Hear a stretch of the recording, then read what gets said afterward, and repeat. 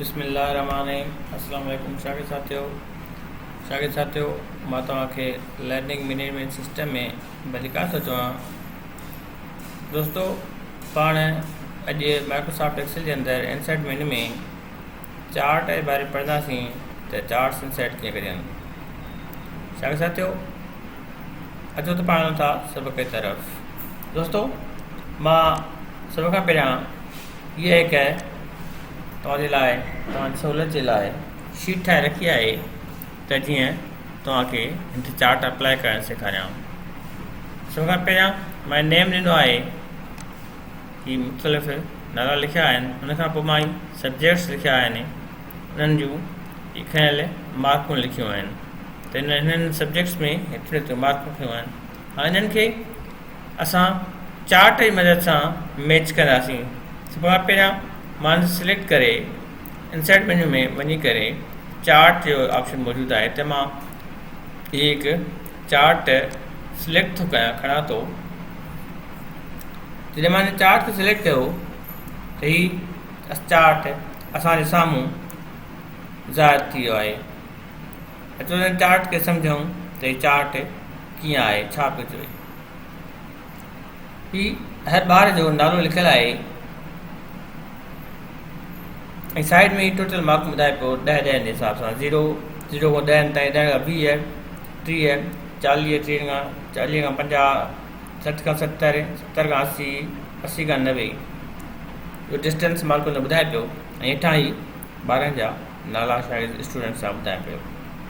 उन खां हेठां हीउ सब्जेक्ट ॿुधाए पियो, सब्जेक्ट इंग्लिश आहे, मैथ आहे, साइंस, फिज़िक्स, बायो। हर हिकु सब्जेक्ट खे हिन डिफरेंट कलर में शो कयो आहे। हाणे इंग्लिश जो कलर आहे तव्हां सो मोहम्मद मुनीर जूं इंग्लिश में 50 मार्क्स आहिनि त हिते ॾिसंदासीं त सॉरी आमिर मुनीर जूं इंग्लिश में 50 मार्क्स आहिनि त हिते 50 ताईं ॿुधाए पियो। जेके हिन जूं शागिर्द जूं बायो में 80 मार्क ॿुधाए पियो, हीअ तव्हां ॾिसो हिते 80 मार्क ताईं। सभ खां मथे हिन जो थंबो जेको आहे सो सभ खां मथे आहे। हिते ई असांखे ज़ाहिर थिए पियो त बायो में आमिर मुनीर जूं मार्कूं सभ खां वधीक आहिनि।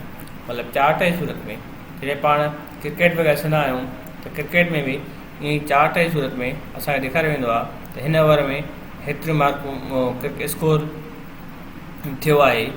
पोइ जंहिं ओवर में स्कोर वधीक हूंदो आहे त उनजो थंबो जेको हूंदो आहे, हीअ हिकु मुख़्तलिफ़ सोली सिंधी में चऊं त थंबा ठहियल आहिनि, त उहो थंबो उन ओवर वारो सभ खां मथे हूंदो आहे।